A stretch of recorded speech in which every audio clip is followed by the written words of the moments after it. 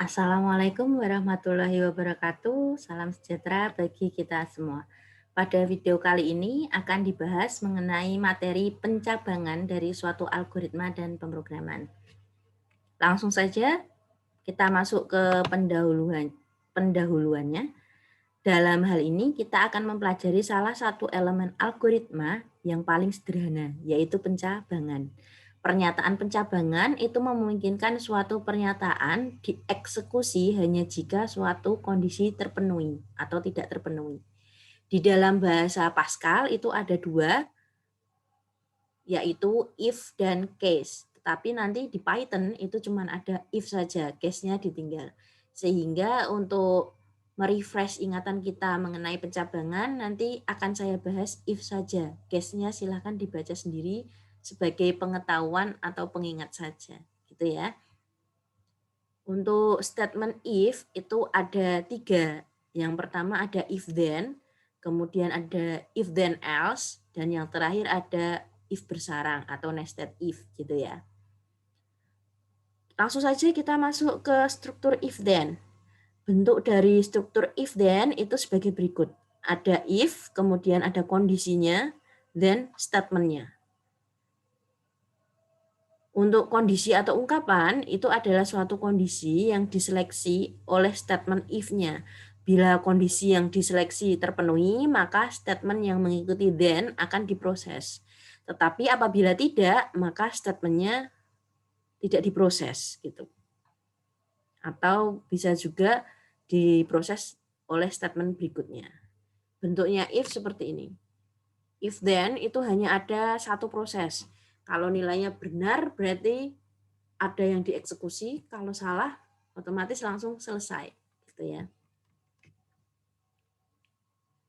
Selesai atau mungkin ada proses berikutnya. Nah, itu maksudnya.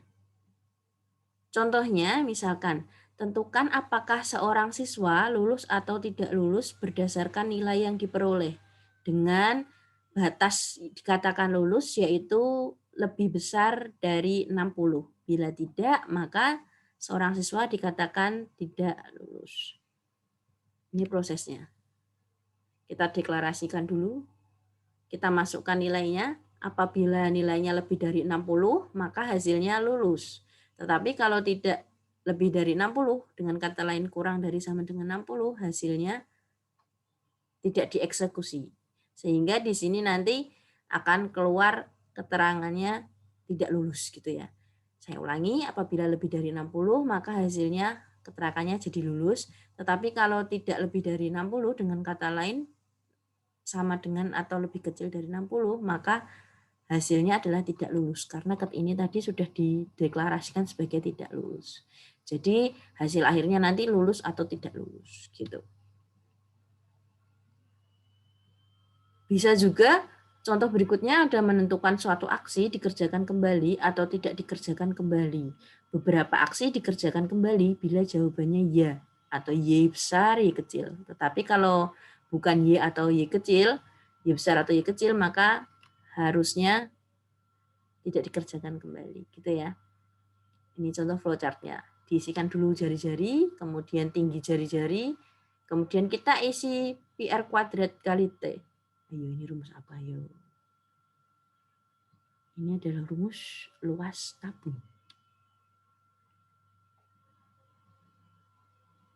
Maaf, volume tabung. PR kuadrat kali T ya. Ini adalah rumus volume tabung. Kemudian cetak, isi jawabannya. Kalau misalnya diisikan Y besar, maka akan diulangi lagi. Kita akan mengisikan lagi dari awal. Jari-jari diisi, tinggi diisi, kemudian volume diisi, dicari, kemudian dicetak lagi hasilnya, dan ketemu jawabannya. Itu kalau jawabannya ya. Tapi kalau jawabannya tidak, ya udah berhenti. Hasilnya yang tadi sudah dijawab gitu. Yang selanjutnya ada struktur if then else. Bedanya kalau if then tadi cuma ada satu, tetapi kalau if then else ada dua. Kalau ya punya statement sendiri, kalau tidak punya statement sendiri gitu. Contohnya. Nah ini. Kalau tadi kan keterangannya sudah dikasih di awal, ini belum ada keterangan, langsung baca nilai. Kalau nilainya lebih dari 60 maka cetak lulus, kalau kurang dari sama dengan 60 maka tidak lulus. Hasilnya seperti itu. Untuk selanjutnya ada if tersarang, yaitu if di dalam if. Ini sudah tingkat tinggi ya, namanya nested if. Ada if kondisi 1 bersarang, dan ada if then else bersarang lagi gitu, dan seterusnya. Ini cuma ada 2 sarangnya, kalau 3, 4, 5 wah luar biasa ya. Ini contohnya.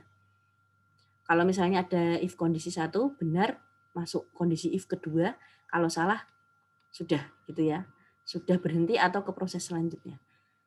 Kemudian if kondisi 2 kita cek lagi benar ada statement 1, salah ada statement 2. Kalau sudah kita ke proses selanjutnya atau berhenti gitu. Kalau yang bentuknya seperti ini, wah, if-nya ada berapa ini? Ada 4 if. Benar kondisi lagi, benar ada kondisi lagi, benar ada kondisi lagi, hingga suatu terakhirnya tinggal if then else, benar atau salah gitu ya. Ini bentuk umumnya. Saya yakin ini sudah pernah semua dipelajari di algoritma dan pemrograman, tinggal diingat-ingat saja. Contohnya menentukan bilangan ganjil dan genap. Yang pertama otomatis kita baca bilangannya dulu. Untuk syarat bilangan genap itu modulo 2-nya harus sama dengan 0. Apabila terpenuhi maka nanti kalau benar hasilnya bilangan genap, kalau salah bilangan ganjil, selesai gitu. Yang kedua ada program untuk menentukan bilangan terbesar dari 3 buah bilangan. Ini sudah kita bahas. Kalian sudah ketemu jejar genjang ya. Ini adalah ciri khas dari if-nya. Nah, untuk selanjutnya di sini ada tugas 2 nomor. Sebelum ke tugas 2 nomor di bawahnya ada statement case. Statement case-nya karena tidak dipakai di Python, nanti saya skip, tidak saya jelaskan, silahkan dibaca saja untuk menambah wawasan kalian atau mengingat kembali gitu. Langsung kita ke tugasnya. Untuk tugasnya cukup 2 nomor saja. Silahkan dikerjakan, mau dikerjakan dari sekarang juga boleh, nanti juga boleh. Tetapi batas pengumpulannya nanti tengah malam jam 12 malam ya. Sehingga nanti tidak numpuk tugas pada hari berikutnya. Silahkan dikerjakan, saya tunggu sampai jam 12 malam. Untuk pengumpulannya via Google Classroom, nanti akan meluncur lembar pengumpulan pada jam 12 siang. Gitu. Selamat mengerjakan tugasnya. Ada 2 nomor saja.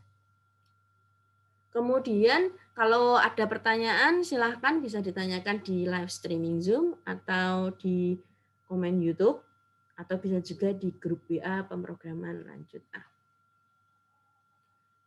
Itu pembahasan mengenai pencabangan. Silahkan kalau mau ada yang bertanya ditanyakan saja. Kalau tidak ada, selamat belajar, selamat mengerjakan tugas. Sampai jumpa di video selanjutnya.